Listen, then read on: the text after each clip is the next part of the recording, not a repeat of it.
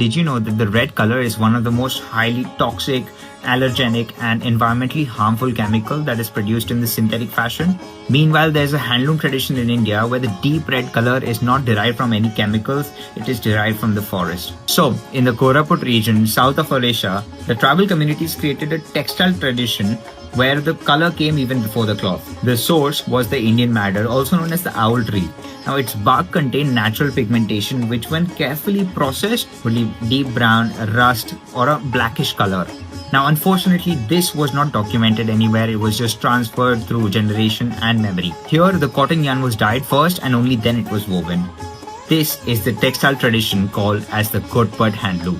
So the process was meticulously crafted here. The owl bark was first crushed, soaked, fermented and then boiled. And then the cotton yarn was dipped, dried and re-dyed multiple times until it reached a dark maroon color. But the color was not always identical to the previous batch, simply because the final color depends on a few things such as water, the soil quality and the season it was harvested. Meanwhile, the job of the loom was very simple. It was usually a plain weave with some tribal motifs because the idea was simply to protect the color and to make it last. But then came the chemical dyes into the market.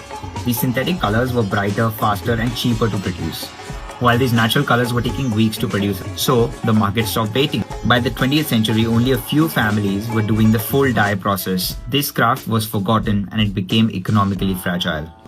But soon in 2007, it received the GI tag from Odisha, where not just the cloth but also the color was recognized. Now, today, revival efforts focus less on motifs and more on the dyeing ecology that makes Kotpat possible.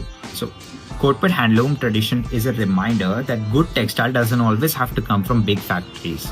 It can also come as a gift of nature sometimes. And I believe if the fashion has a future that is beyond factories, and it begins with knowledge like this, which is slow, local, intentional and absolutely impossible to fake. If you like informative videos about Indian textile, then follow the page where I share stories while I build my own clothing label.